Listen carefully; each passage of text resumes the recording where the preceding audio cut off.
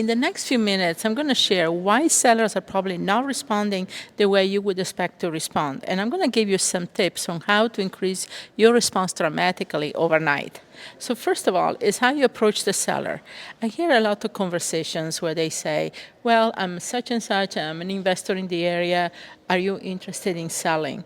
Well, that's going to create an immediate no response, even if I might be interested in selling, even if I've considered selling in the past. So you're more coming from a point of curiosity. Say something like, I came across your property, and depending on the condition of the property, you can say, I'm just curious, what do you plan to do with the property if the house looks like it needs work or is abandoned? Or say, I own other properties in the area, own some rentals. Do you think you might be interested in selling? So that's more of a conversation instead of just going in straight out and saying, I'm an investor and I want to buy, because that will create immediate negative response. So that's one thing. The other thing is depending on the quality of your leads, depending on where your leads are coming from.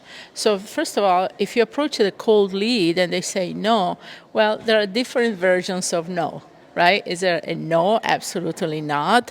Or maybe a no, you just caught me at a bad time, I haven't thought about it. Or is this not the right time and maybe in the future I might be interested? So you can approach them. Follow-ups is very important. So the thing is, just because it's no, what no is it? Is this an absolute no? If it's something that maybe they look like they're hesitant, do a follow-up. Maybe follow up in 7 days, in a month. And even ask them, is it okay if I follow up with you in a few weeks? Because things change drastically. So you have to realize that there are different types of no. There is the absolute no, like I said, or the no, maybe call me back and we can talk about it. And then you say, well, okay, can I follow up with you in 1 week, 2 weeks, 1 month? Ask for permission. It will make it easier for you to call back and also for the seller to expect a call back. So they're not going to be shocked if you call them back in the future. Another thing I also suggest you do sometime, especially with newer investors, is that maybe send a letter beforehand or a postcard. And then you can follow up and say a week later, okay, I sent you a letter last week or I sent you a postcard. Did you receive it?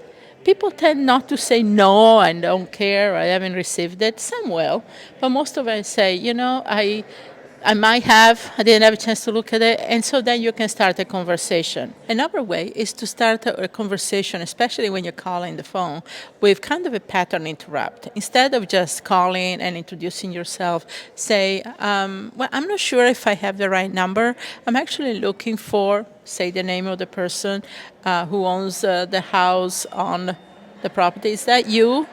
So you start with making it sound like you're unsure, you're not sure about it. So almost like you are kind of testing so the people on your end will respond.